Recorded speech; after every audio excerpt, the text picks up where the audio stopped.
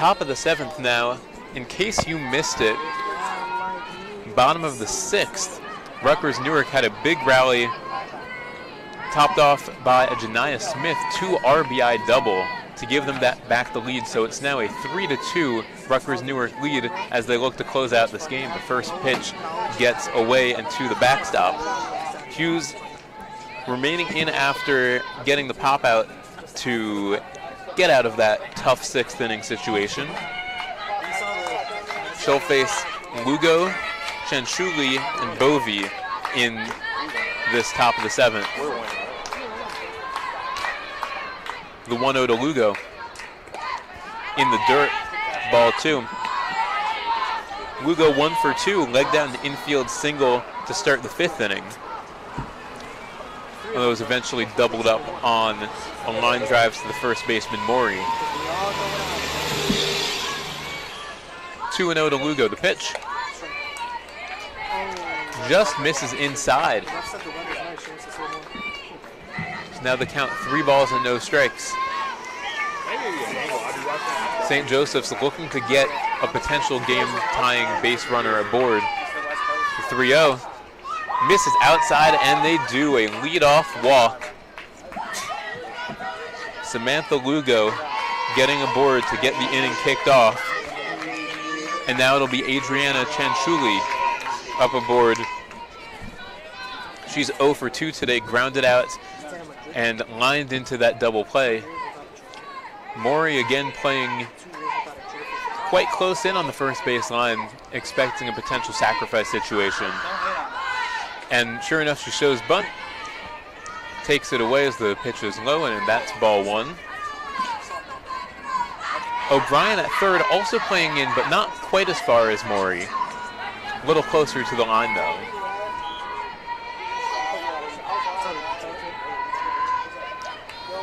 The 1-0.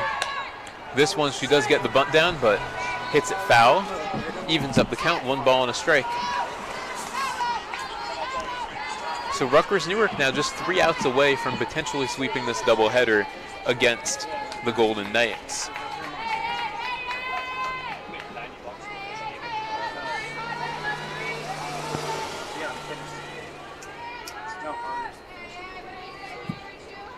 The 1-1 shows bunt. The runner goes. The throw to second. And she gets under the tag. The throw looked like it was there in time, but the runner, Lugo, able to get there under the tag, and she's in safely. That's Lugo's 2nd stolen base of the season. And now represents a potential tying run in scoring position with no outs.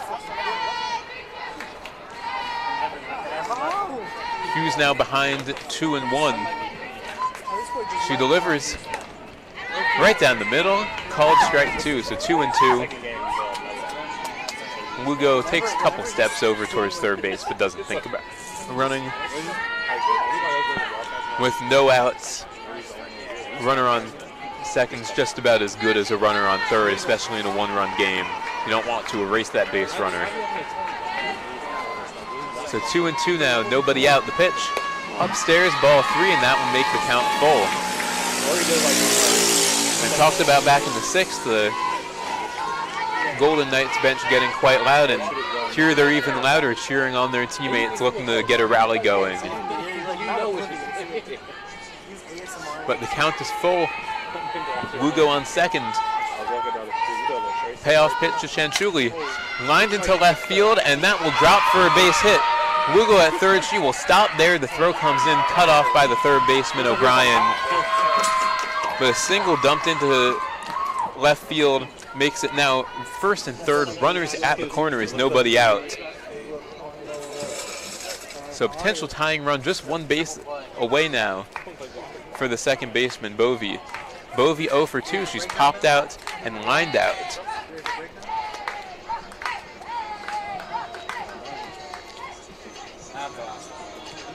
And it seems that there'll be a chat at the mound now with 2 back-to-back base runners. Let's say normal, average. In a 1-run game like this, it's a situation you can't sacrifice the run for an out. So you've got to imagine once this at-bat starts, they'll be playing the infield relatively in. Also looks like we have a pinch runner at first, waiting to hear that one be announced.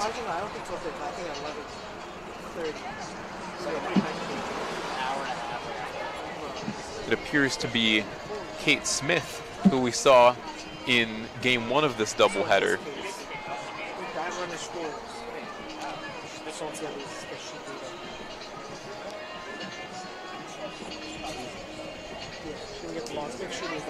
So if they should tie it, it'll be interesting to see how St. Joseph's will realign their defense.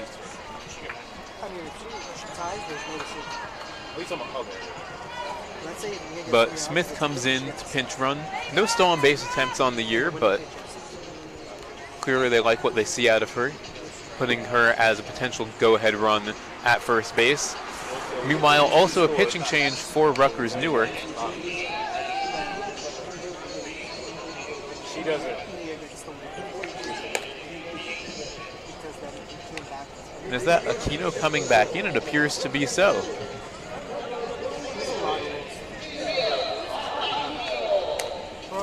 And sure enough, Mia Aquino back in after starting this game and closing out the first one.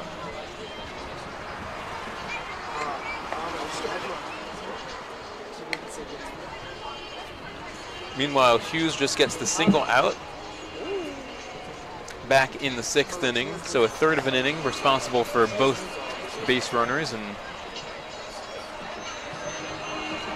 we'll wait to be seen what comes of them.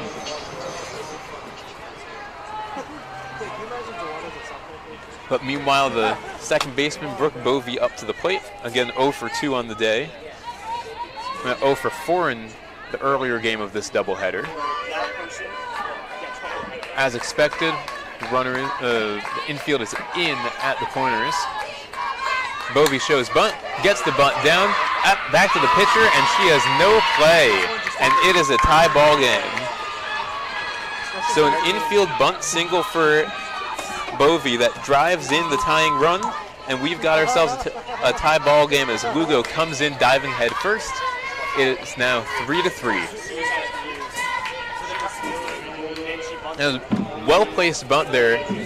Aquino froze up just a little bit, and that was just enough time to not have a play at first either. But now Dan's up to the plate, 0 for 2 on the day. She fouls the first one back, 0-1.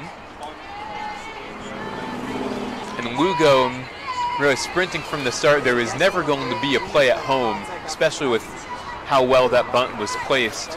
Just heavy enough out of the reach of the catcher Smith, and just light enough that took a while to get to the pitcher Aquino, as that one's also fouled back, now 0-2. And again, that little hesitation, that just gave enough time for Bovey to leg that one out and get to first base in time. So again, still nobody out, runners at first and second. But Aquino ahead here, 0-2. The pitch, in there, called strike 3, a huge strikeout for Mia Aquino. That's her 3rd strikeout of the game. 2nd time she's gotten Dan's looking.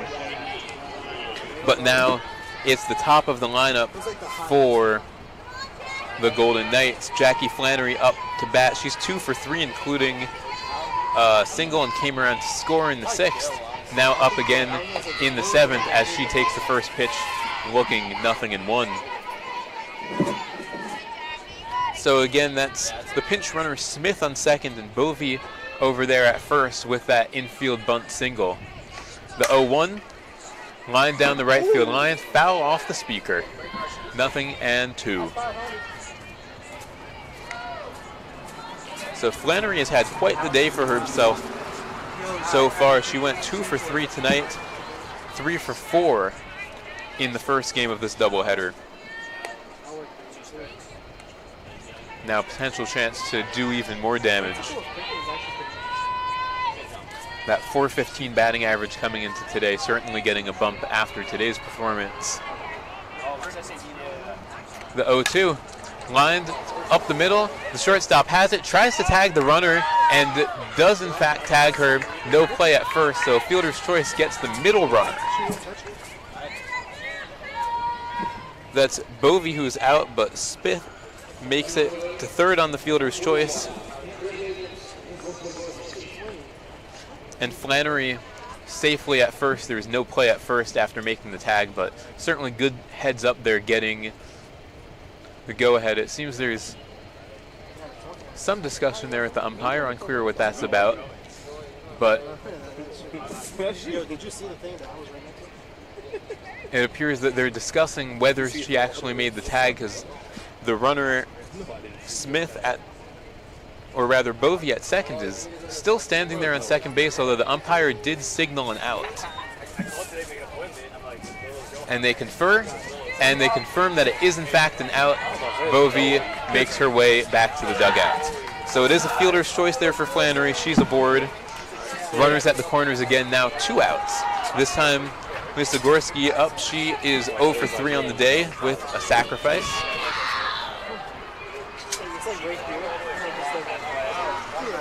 Tie ball game here though. Top of the 7th, 2 outs for runners at the corners. The first pitch, the runner goes and no throws. The ball almost got away from Janiyah Smith, but she holds on to it. But Flannery is in there with a stolen base. That's her 2nd stolen base of this game and her 5th of the season. Now the 1-0, and that one is lined into left, but the left fielder Mahoney is there, or rather flown into left. Mahoney catches it and ends the inning, so limits the damage there, but now a tie ball game. We will have a bottom of the 7th right after this.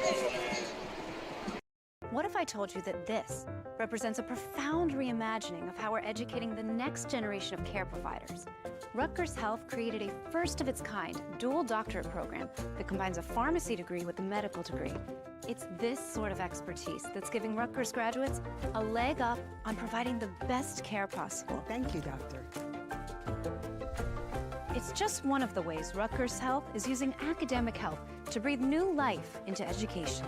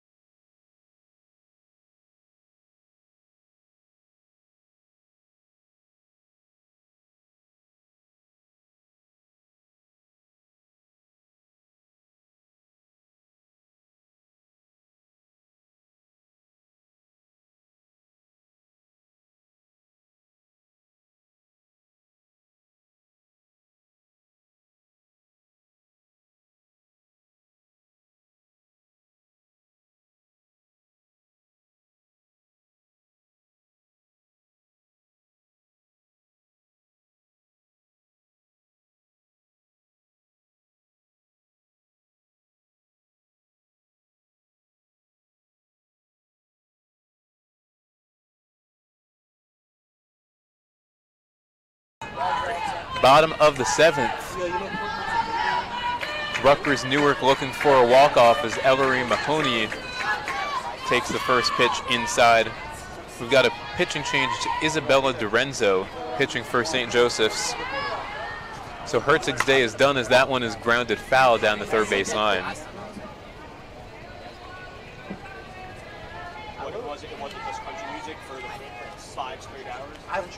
Herzig, 3 earned runs, struck out 8 in those 6 innings, so quite a strong performance. akin to how she pitched her last time out. The 1-1 swung through by Mahoney, but now Dorenzo looking to keep this game tied. Meanwhile, Rutgers Newark hoping to walk it off.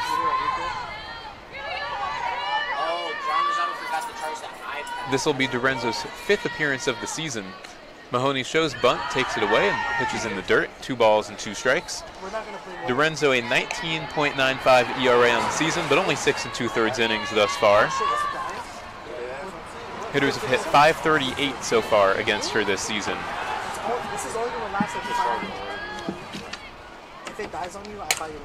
And that one is popped foul down the first base line. The first baseman looking, but it will go out of play. Dorenzo, a freshman from Ronkonkoma, child study major. Her favorite athlete is listed as Pete Alonso, who recently signed a large contract with the Baltimore Orioles. Her last pitching appearance was back on March 29th. Went to 1/3 of an inning, gave up 8. And this one is lined in the left field over the left fielder's head, Lisogorski, and that will roll all the way to the wall. Mahoney turning second. She's trying for 3. The relay throw over to 3rd. Not in time. Mahoney slides in safely. A lead-off triple for Ellery Mahoney. And now the potential winning run just 1 base away. What a way to start an inning. Work the count to start the at-bat, and then just absolutely smokes one over the head of Lisogorski.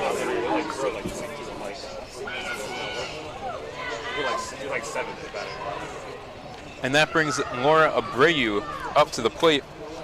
Abreu 0 for 2 on the day, but now with an opportunity with just a sacrifice to bring this run home. Any fly ball deep enough into the outfield should do it. Nobody out. Mahoney on 3rd.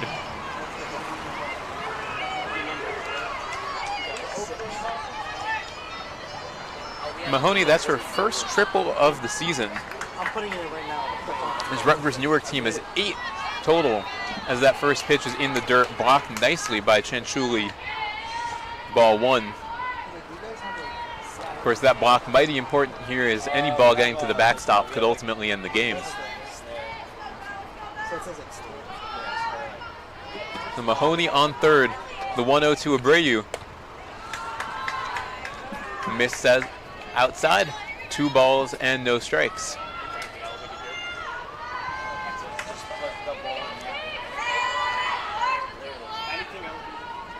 St. Joseph's playing in on the corners, trying to prevent this winning run from scoring. The 2-0. Catches bottom of the plate. 2 balls and a strike now.